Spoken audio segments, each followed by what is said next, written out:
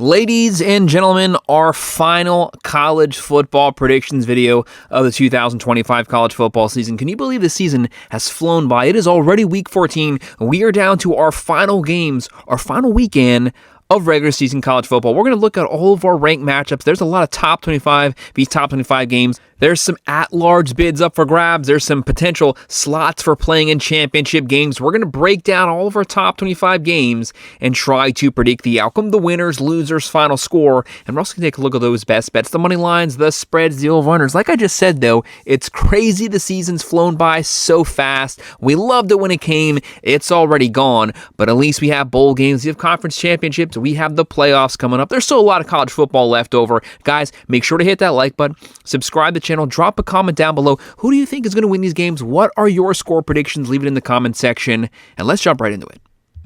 Happy Thanksgiving to everyone, kicking everything off with some really good Friday night games. November 28th, this coming Friday, 12 p.m.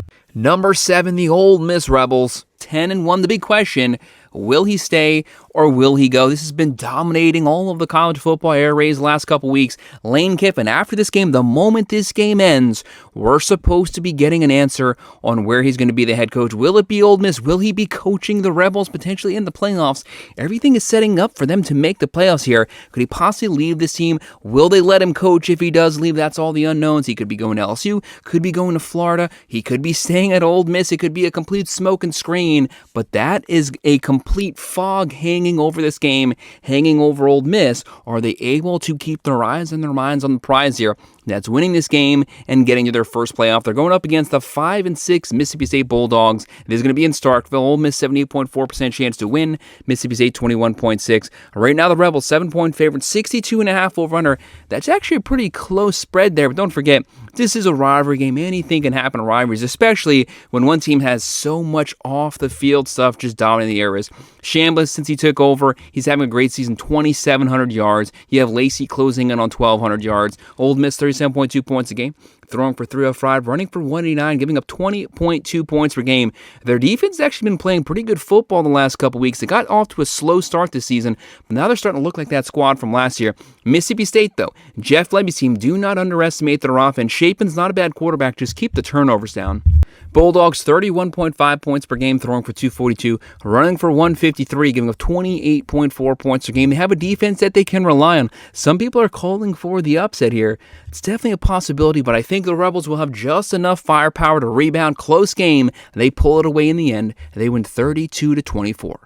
ESPN 12 p.m. Number 13, the Utah Utes. It's 9-2, not their best performance last week. They were dominating time of possession, completely controlling pace these games. And then last week, they let Kansas State come in there, a sub 500 team, and they ran for 471 yards on a top 10 Utah Utes defense. I don't know what happened, but that was not a good performance. May have sidetracked their playoff expectations. We'll have to wait to see once the new poll comes out. Right now, the Utes, Kyle Whittingham, second longest tenured coach in the country. I love Kyle Whittingham, but for God's sakes, man, you avoided the loss last week, but you laid an egg in about as big of a way as you potentially could have without actually losing the game. Utah 82.9% chance to win here versus the 5-6 Kansas Jayhawks. Kansas needs a win here just to get the bowl eligibility. You saw what Kansas State did, but I think Kyle Whittingham, he was pissed off. This team as a whole was pissed off. You're not going to get that same performance to me 2 weeks in a row. They'll be out for blood. They'll be out for revenge here, and they're going to take it out on Kansas. Utah,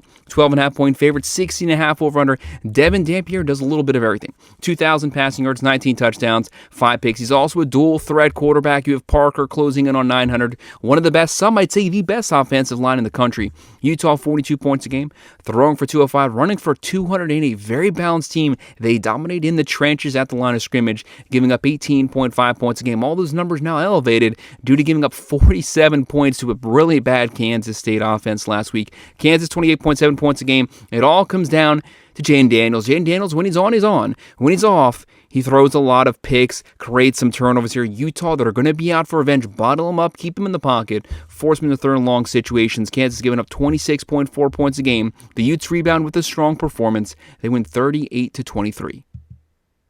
And some SEC versus ACC rivals facing off. There is no love lost between these two teams. You have number 4, the 10-1 Georgia Bulldogs going up against Number 23, the Georgia Tech Yellow Jackets, just holding on to a top 25 spot. And to Georgia Tech, obviously coming off that loss versus Pitt, no surprises to us. We did call the upset last week. We picked the Pitt Panthers to beat Georgia Tech at Georgia Tech. A lot of people gave us a lot of flack for that, but Pitt easily won this game. I've been saying for weeks, Georgia Tech is barely squeaking by games. Their defense is not good. A loss is going to find them. We picked the Pitt Panthers, and it was indeed the Pitt Panthers. Georgia Tech, 13% chance to win. Bulldogs, 87% chance. But don't come in here after that game and say Georgia Tech has zero chance to beat Georgia. If you say that, you have not been watching when these teams play the last couple seasons. Georgia Tech has almost beat Georgia each of the last 2 times, including an 8 overtime game last season. The game was theirs. They gave it away at the end, but Georgia Tech is more than capable of pulling off the upset, but the defense will have to play better. Georgia will have to help them out and not play a good game. And of course, you have King. The issue is King's like 70% of this team's offense. The rest of the team has to step up. The Bulldogs, 13.5-point favorites, 59.5 over-under. Gunnar Stockton being efficient with the ball, 2,500 yards, 19 touchdowns, 4 picks. He'll also scramble for first downs. Frazier starting to run better. Feed the ball to Branch. Give him the ball nonstop in space. On the other side, Georgia Tech, King, 2,600 yards, 12 touchdowns, 4 picks. He's ran for 915 rushing touchdowns, but the team overall has to step up. He is way too much of the overall offense. Georgia, 33.7 points a game, throwing for 240, running for 191, giving up 17.4. The Yellow Jackets, 35.3 points a game. Really good offense. It's the defense that's a weakness. They're throwing for 271, running for 215, almost 500 yards of offense every game, giving up 25.8 points a game, almost 170 on the ground. Georgia's going to look to run the ball down Georgia Tech's throat. Give me the Bulldogs winning this one. I don't know why it's at the Mercedes-Benz Dome. Should have been at the Yellow Jackets home stadium, but it is what it is. Georgia wins 34-24. NBC, 7:30 p.m. Number 2, the Indiana Hoosiers, 11-0. This is the Fighting Cignettis, 2 10-win seasons in this entire team overall history, and they've both come the last 2 seasons under Curt Cignetti. You have to appreciate what he's done with this roster, what he's done with the competitive level for the Hoosiers. They're on the road versus 2-9 Purdue. Purdue's just not a very good football team at all. Only a 3% chance to win. Indiana, a 97% chance. The big question here for the Hoosiers, they've already done everything they need to do this regular season. This game is basically worthless. They're making the Big Ten championship. They're probably playing the Buckeyes. We'll have to wait to see what happens. But as of right now, Indiana, just handle business here. Don't leave the starters in there too long. Don't take the chance of anyone else getting hurt. And once you have a comfortable lead at halftime, get them out. Start preparing for the Big Ten championship. Hoosiers, 28.5-point favorites, 54.5 over-under. You have Fernando Mendoza, might be the Heisman front-runner right now. 2,700 yards, 30 touchdowns, 5 picks. Hemby, Cooper, Surratt, talented wide receiver core. And on the other side, Purdue just can't get points. Only 20.2 points a game, giving up 29.6. The Hoosiers, 43.3 points a game. Top 5 offense. Throwing for 260, running for 218. Very balanced on top. They're only giving up 11.6 points per game. That's a top 3 defense.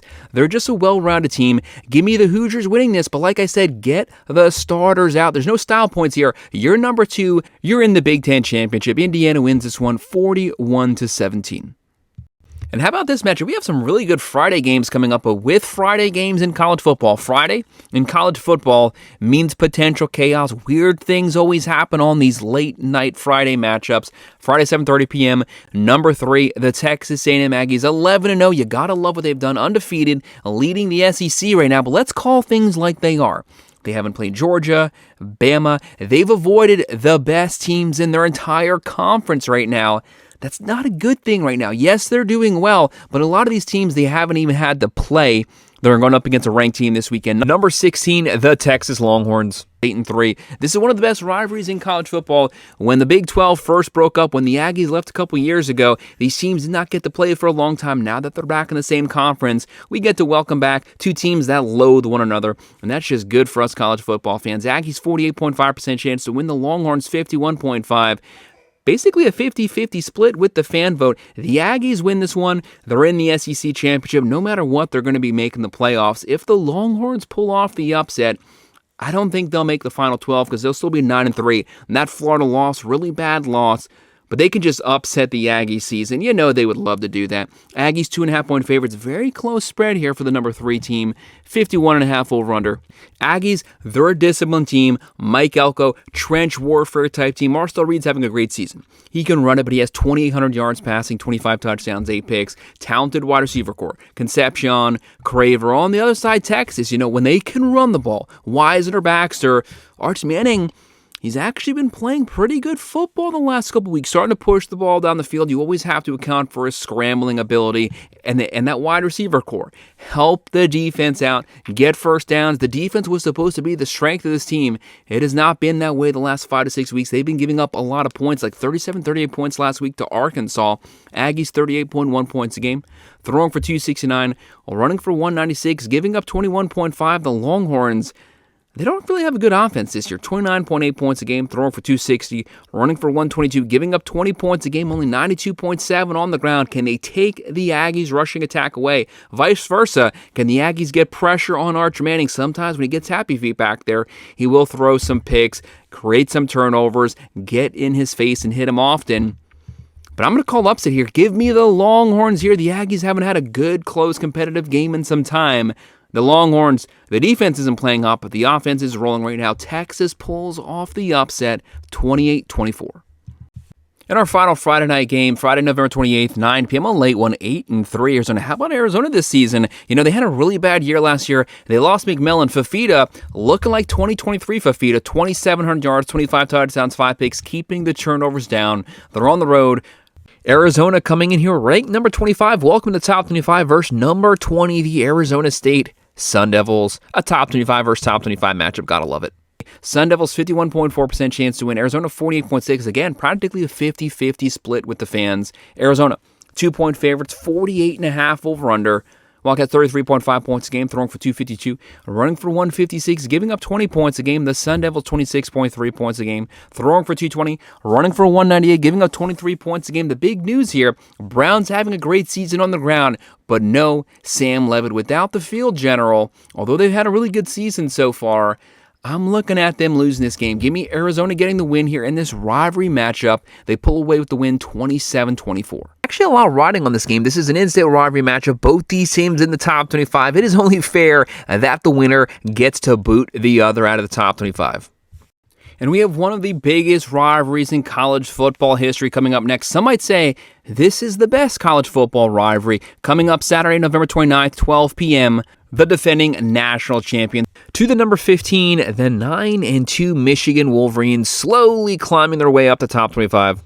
Be the champs. You got to beat the champs. They are cruising right now. The offense is rolling. Sayan's comfortable. He's gotten more and more comfortable in this scheme. Every single week you have the running game. They have to concentrate on that ground attack. If they can get that going, that's going to open up the play action. Probably the most talented, deepest wide receiver core in the nation. Smith, Tate, Ennis. The big news, though, are you going to have Jeremiah Smith? Are you going to have Tate this game? Are you going to need them? You had the number 1 defense last season. They have the number 1 defense again this season. This defense might actually be even better than the one last year. It is crazy stuff. Ryan Day, he has the Buckeyes rolling right now. Patricia, Hartline, they're cruising on all cylinders, but they always hit a roadblock every single year. They won the national championship last season, and still, they lost for the 4th straight year to the number 18, the 9-2 Michigan Wolverines. Michigan knows how to beat the Buckeyes. Michigan could have no wins right now, and you cannot overlook this game because when you have a national championship Buckeyes team, they still dropped this game, final regular season game last year, so anything can happen in this game. Take the records, throw them out of the window. Michigan 21.8% chance to win. The Buckeyes 78.2 heavy fan favorites. Buckeyes are 10-point favorites. That's a huge spread for a rivalry game. 44.5 over-under, but they have the playmakers here. What is Michigan's rushing attack going to look like? They want to concentrate on Marshall, but you also have to account for the freshman Underwood. He's not a dual-threat quarterback, but if the first down's there, he will take off, he will scramble, he will pick up the first down. The biggest weakness for Michigan, they don't have a lot of skill position players at the wide receiver position. That kind of puts the quarterback in a tough situation. That Buckeyes defensive 7 is so good.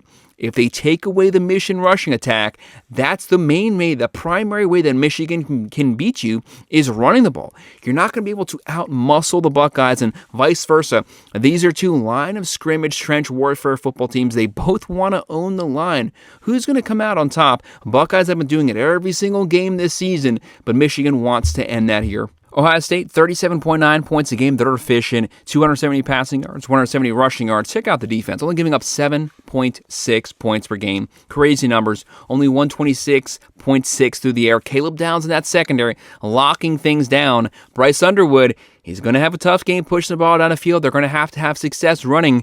But the Buckeyes are only giving up 80.0 on the ground. Elite front seven. Michigan, 29.3 points a game, throwing for 197, running for 224, a run-heavy team running right into the strength of this Buckeyes team, which is that defensive front seven, and they're giving up 17.9. Sharon Moore's team, very good defense, great rushing attack, but who's going to own the line of scrimmage? Who's going to be able to force the other team to play their style of bully football because they both want to attack you the same way, the ground and pound, and have that open up the passing attack. But if you have Jeremiah Smith, if you have Tate show up this game, I'm going Buckeyes. I think it's really close, might even be tied at halftime, but Ohio State pulls away late third, fourth quarter. They win 28-16. ESPN, 12 p.m., number 5, the Texas Tech Red Raiders, 10-1. Who would have ever thought that Texas Tech would be a line of scrimmage football team? But that's what they are this season. They can line up with anyone in the country right now. That defense is top 10, top 5 in the nation currently, and they have a really good offense. They can throw, they can run, they have a great front seven, the number 1 transfer portal class coming in. They're on the road versus the 4-7 West Virginia Mountaineers. Rich Rodriguez would love nothing more than to upset the Red Raiders here. West Virginia, 8.5% chance to win. Texas Tech, 91.5. Red Raiders, 23.5 point favorites, 53.5 over under. You have Morton. Texas Tech, they've been concentrating on that red zone offense that makes them even more deadly. 2,200 passing yards, 17 touchdowns, 4 picks. Dickey's closing in on 1,000 on the ground. Red Raiders, 42.6 points a game, throwing for 288, running for 194. But it's the defense, only giving up 12.3 points per game. That's top 5 in the country. Only 71.8 yards on the ground. This entire season, they've had a top 3 rush defense, not in the Big 12, in the entire nation. West Virginia, 23.7 points a game, giving up 29.2. I don't think they have any chance. Texas Tech, they've been covering spreads left and right. They win this one 44-20. Our next game is one of the best games of the weekend because it's a ranked v. ranked matchup. 12 p.m. on ABC. Number 13, the Miami Hurricanes, 9-2. This is a game Miami has no options. They have to win it. They still have a shot, probably not to get an ACC. They could get that. They need some chaos on Saturday, but they can get an at-large spot. I've been very clear about this the last couple weeks. Miami should be ranked a whole lot closer to Notre Dame. The head-to-head has to matter. As long as you have the same record, the very next thing everyone looks at is head-to-head matchups. And they have the head-to-head versus the Notre Dame Fighting Irish. Like it or not, it is what it is. They won on the field. Number 12, the Miami Hurricanes. Going up against, obviously, welcome to top 25. Welcome back to the top 25. Number 22, the Pitt Panthers. Pitt's coming off of beating the crap out of Georgia Tech. No surprises there. We did pick them to pull off the upset, so things went the way we thought they would. Miami, 70% chance to win. The Panthers, 30% chance. The Hurricanes are 6.5 point favorites, 51.5 over under. Since that loss to SMU, Carson Beck has been on point. He has like 11 touchdowns, no picks. Overall, closing on a 2,900 yards, 22 touchdowns, 9 picks. You have Fletcher. It's what Pringles brought to the offense. They've been putting in more and more complete offensive performances. Malachi Toney, he's the best freshman in the entire country. Keelan Marion stepped up. They're going to be getting C.J. Daniels back potentially this weekend. On the other side, though, do not underestimate this Panthers offense. They can move the ball, especially through the air. Heinchel's throwing the ball up and down, filling in. He's only been the starter for a couple games, 1,900 yards, 14 touchdowns, 6 picks. What worries me about the Panthers? They don't have the best offensive line. Miami might have the best pass rushing duo in the entire nation. Some say the best pass rush overall in the entire country. Mesidor, Ruben Bain, they're going to be coming after him, pinning their ears back. Miami, 33.7 points a game, throwing for 276, running for 151, only giving up 14.5 points per game. Number 8 defense in the entire country. Panthers, 37.6 points a game, throwing for 282, running for 125, 23.7 points per game. Both teams overall really good rush defenses. Miami's secondary a little banged up right now, There's so much riding on this game. Narduzzi made it very clear they didn't need the Notre Dame game. They needed this game. This is what can get them to the ACC championship. Miami, they win this game. They wrap up the regular season with a potential top 25 win, and the naysayers won't have anything else to say. They'll have to move them into that at-large spot. Give me Miami eking the win out, 28-23. 1 p.m. ESPN 2, 5 and 6, the UCF Knights. Scott Frost here looking to get back to bowl eligibility on the road versus number 11, BYU 10 and 1. BYU coming off a very close win for Cincinnati, but Cincinnati was a solid team. They were healthy. BYU beat them on the road. One thing the Cougars have shown, this is a line of scrimmage football team. Yes, they don't have an offense that's going to score a buttload of points, but they're physical. They attack you. They ground and pound. They win in the third and fourth quarter. When it's money time, they'd love to get to the Big 12 championship and potentially get a shot at that rematch versus Texas Tech. BYU 93.6% chance to win. UCF 6.4. Cougars 17.5 point favorites. 47.5 over/under. So much going to come down to Bear Bachmeier. He's doing everything. He's a true freshman quarterback. 2,300 yards, 13 touchdowns, 4 picks. Very hard to bring down. But we all know it's all about Martin. Martin's closing in on 1,200 yards on the ground. UCF 24.6 points a game. Throwing for 218, running for 169, giving up 22 a game. BYU, one of the more complete teams, one of the most balanced offenses in the nation. 33.4 points a game, throwing for 213, running for 202. Solid rushing attack, top 15 in the country, only giving up 17.5 points per game. They have the offense. They control time of possession. They run the ball. They have a very good defense. BYU wins this one 28-17. One of our old Pac-12 rivalry games, 3:30 p.m. CBS. Number 7, the Oregon Ducks, 10 and 1.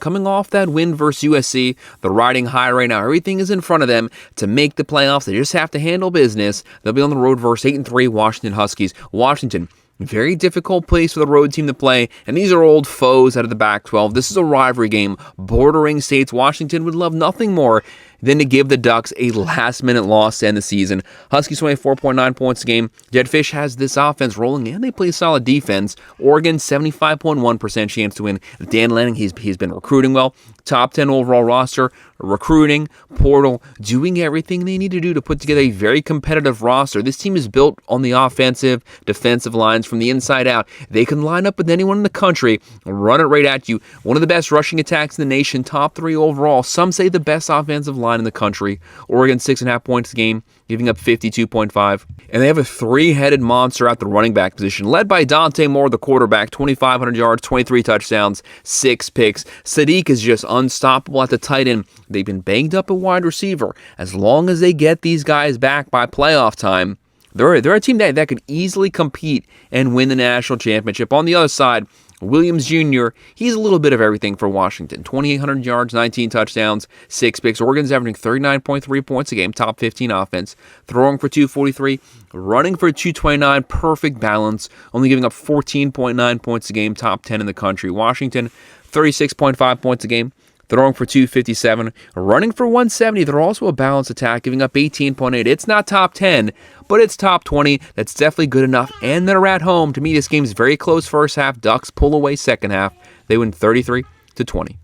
Moving back over to the SEC, 3:30 p.m. on ABC, 7-4 LSU Tigers. Brian Kelly has been fired. The Tigers, top 10 overall roster, they cannot score points to save their life. And unfortunately for them, they're wrapping up the regular season versus the number 1 defense in the SEC, the 9-2 Oklahoma Sooners, number 8 in the country. Oklahoma, if you handle business here, you get an at-large spot, you make the playoffs. If you drop this one, finish 9-3, you might get booted out of that top 12. So there's zero room for error. But LSU, they would love to rally here, get some type of momentum leading up to the bowl game, but that's going to be a very hard mountain to climb. Oklahoma 10-point favorites, 37.5 over/under. This is going to be a low-scoring game. Both these teams have great defenses. Both these teams have virtually no offense at all. John Mateer, at first it was his hand, but when you watch the last game, he was missing wide open receivers. This offense is just not a good offense right now, but their defense, that defensive front seven, they get after it, and they're winning old school style football, backyard football, but it's working so far. Props to them. Props to Brent Venables. LSU, Nussmeier, this team can throw it. They can run it. They're averaging 22.6 points a game. The worst offense in the SEC, one of the worst in the country. Throwing for 237, only running for 108. That's not going to cut it. Giving up 18.5 points a game. Their defense is keeping them competitive. That defense, at least they know they can bring it with them on the road here. Oklahoma, 27.3 points a game, throwing for 222, running for 128, giving up 14 points a game. That's the number 5 defense in the country. They get after it, and they are fired up right now. They are not sleeping on this game. They have their eyes on the playoffs. They know they have to win it, and no matter what, they're going to be getting non-stop, consistent pressure on the quarterback, creating turnovers, giving them good field position. They win this one 27-14.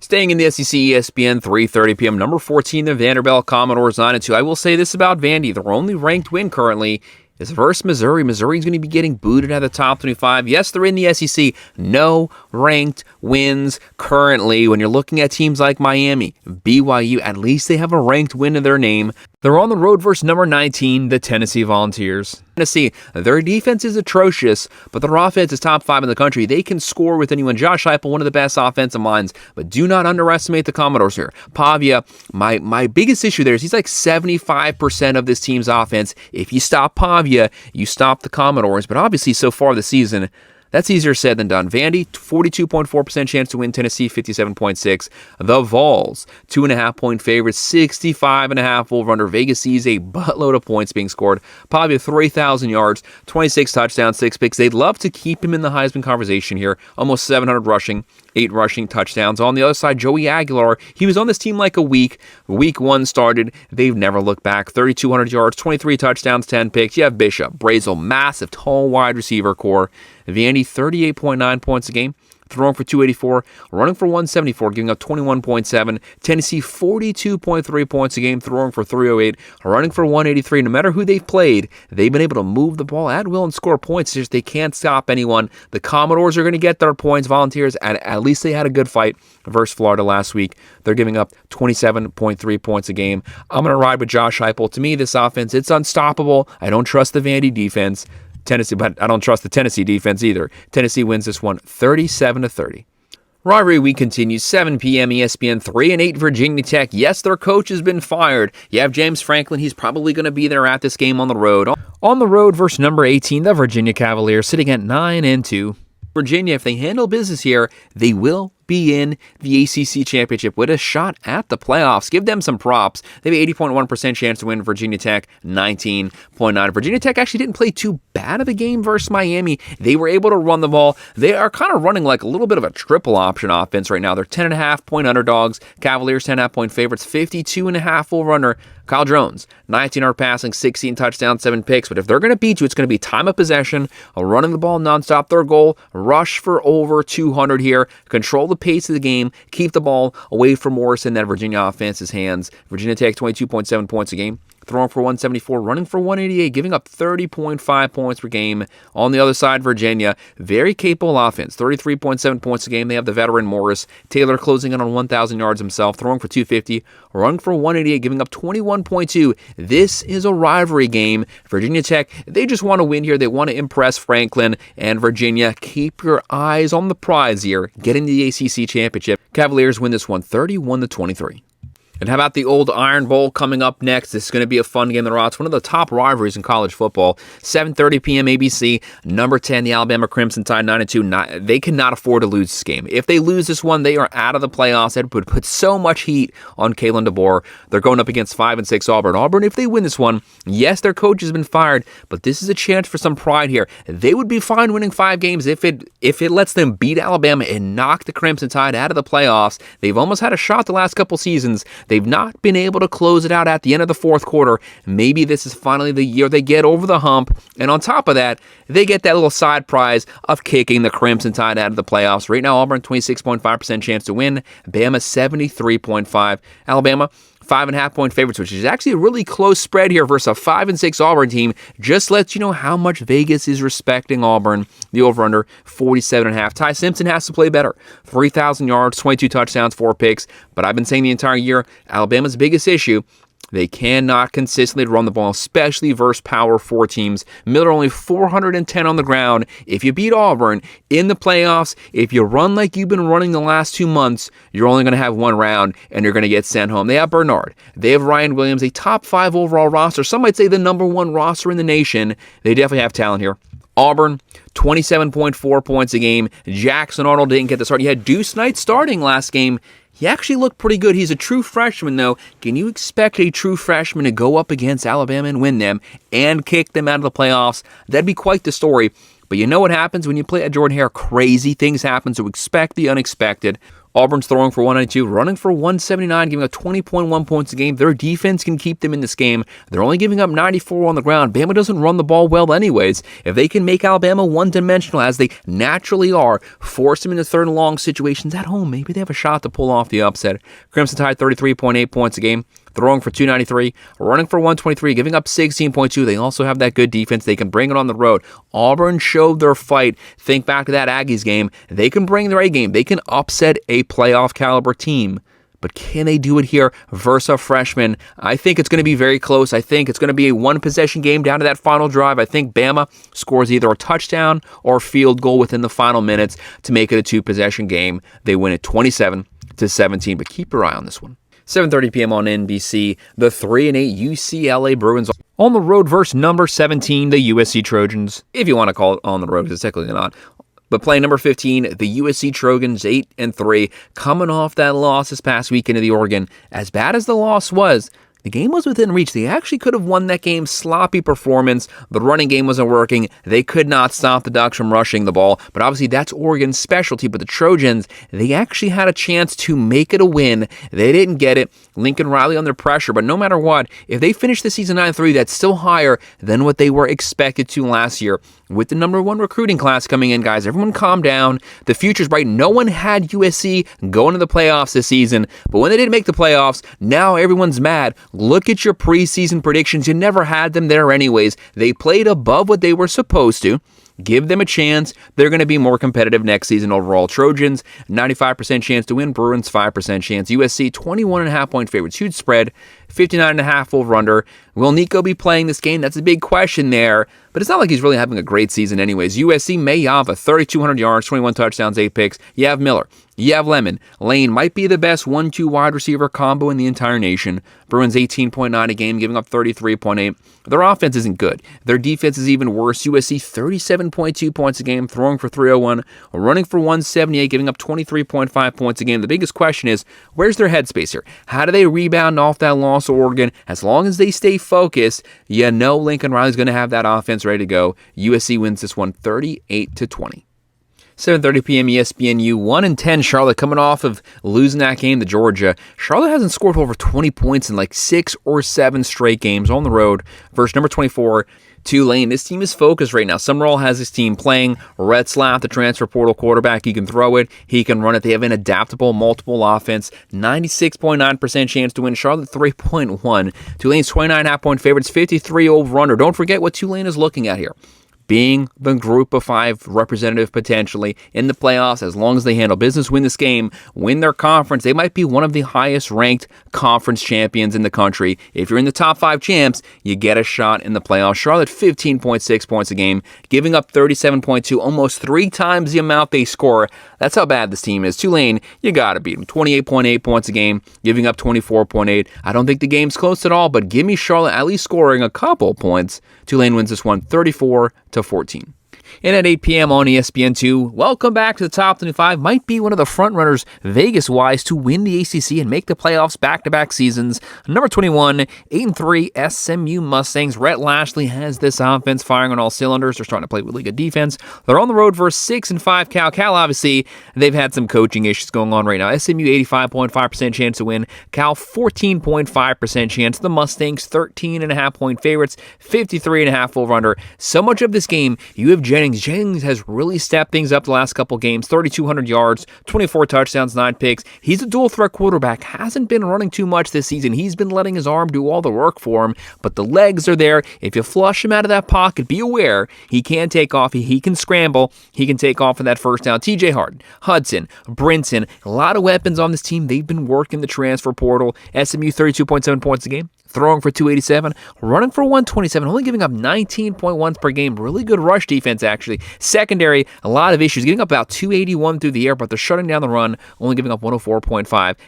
Cal, they've showed some promise this season. They've showed some bad games. Young freshman quarterback actually playing pretty good, but there's no consistency here. Only 23.6 points a game, throwing for 266, running for 72.4. They can't run the ball. SMU already shuts down the run. That is a bad mix right there. They're going to put a lot of pressure on the quarterback. A lot of third and long situations might be kind of iffy, and they're giving up 25.7 points per game. Give me the Mustangs finishing the regular season with 9 wins, and they win this one 32-20. So I had them getting the W, but I'll go with that plus 13.5, and we're just ever so slightly going with the under.